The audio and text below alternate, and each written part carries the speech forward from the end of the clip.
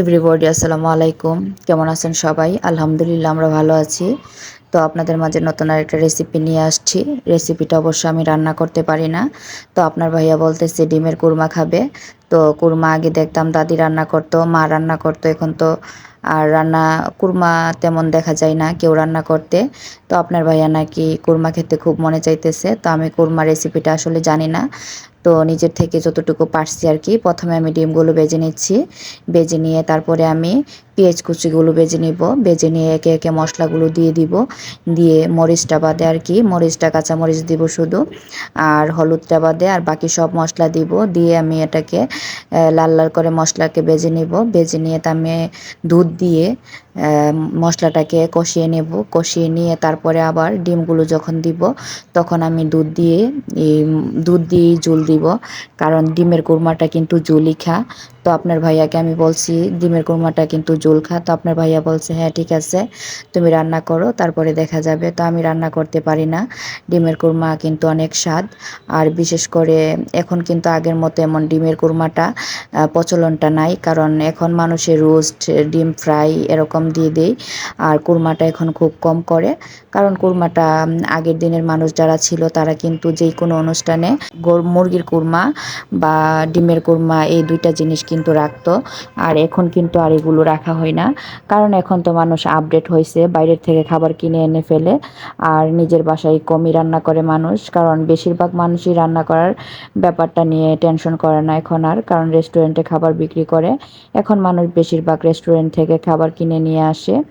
আর আমি বিশেষ করে মানে যতদিন থেকে রান্না করি ততদিন থেকে ভাবি যে নিজের হাতে রান্না করে খাবো যে কোনো বিষয়। কারণ যে কোনো জিনিসই নিজের হাতে রান্না করে খেলে কিন্তু টেস্ট আলাদা। আর আপনার ভাইয়া যেহেতু চাইতেছে রান্নাটা আমি করতাম, সেজন্য আমি ভাবলাম যে একটু শিখে ফেলবো। আবার রান্নাটাও একটু হয়ে যাবে বা আপনার ভাইয়া তৃপ্তি করে খেতে পারবে সেজন্য। আর আপনার ভাইয়া বিশেষ করে কুরমাটা একটু পছন্দ করে। তো আমার মাকে অনেকবার বলছি, আমার মা অনেকবারই রান্না করে পাঠাইছে। আমার বড় বোন একদিন রান্না করে পাঠাইছিল। আবার আমার খালা শাশুড়ি উনি একদিন রান্না করে পাঠাইছিল। কারণ আমার হাজব্যান্ড পছন্দ করে সেজন্য আর কি। আর বিশেষ করে কুরমা এরকম একটা বিষয়, মানে সচরাচর সবাই রান্না করতে পারে না। আর আমরা তো এই কুরমা চোখে দেখছি, খাইছি, কিন্তু অভিজ্ঞতাটা অর্জন করতে পারিনি। ওই সময় তো আর কুরমার অভিজ্ঞতা অর্জন করার সময় ছিল না, ছোট ছিলাম, তাই আর কি। তো আমি যতটুকু পারছি আর কি আপনার ভাইয়াকে রান্না করে দেওয়ার চেষ্টা করতেছি। তো রান্না খেয়ে আপনার ভাইয়া বলল যে না খুব মজা হয়েছে। তো আসলে আমি কুরমাটা আপনার ভাইয়াকে বলছিলাম ঝোল রাখার জন্য। তো কুরমাটা আপনার ভাইয়া বলল না একটু ঘন করে ফেলো তাইলেই হবে। তো আমি মশলাগুলো কষিয়ে যখন ডিমগুলো দিছি, দিয়ে অনেকক্ষণ জাল করার পরে তারপরে আপনার কুরমাটা একটু ঘন হয়েছে। তো আপনার ভাইয়া বলল যে ঘনই নাকি খাবে।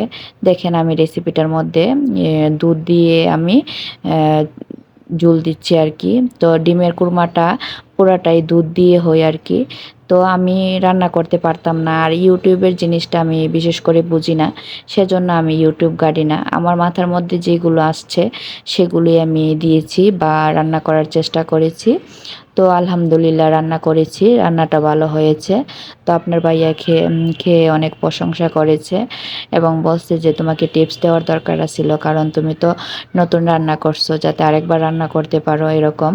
তো আসলে আমি বিশেষ করে ভাবলাম যে আমি যদি রান্না করি হয়তো আমার টাই হয়ে যাবে একবার। তো দ্বিতীয়বার রান্না করার সময় হয়তো ভালো করেই রান্না করতে পারবো, এই আর কি ব্যাপারটা। বিশেষ করে আমি মানে যেই কোনো বিষয়ে যে কোনো জিনিস আমি রান্না করি, মনে করি যে আমি যদি একবার রান্না করে ফেলি তাইলে দ্বিতীয়বার আর আমার রান্না করতে কষ্ট হবে না, কারণ আমি শিখে ফেলবো এই জন্য আর কি। তো আমি নতুন রাঁধুনি, তো আমার রান্না বান্না আপনাদের কাছে কেমন লাগে আমি জানি না। যদি আপনাদের কাছে আমার রান্না বান্না ভালো লাগে অবশ্যই লাইক কমেন্ট শেয়ার করবেন এবং আমাকে সাপোর্ট করবেন।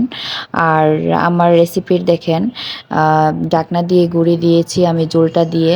তো আমার রেসিপির মোটামুটি ফাইনাল লুক চলে আসতেছে, কারণ রেসিপিটা এই যে ফাইনাল লুক দেখেন কেমন হয়েছে।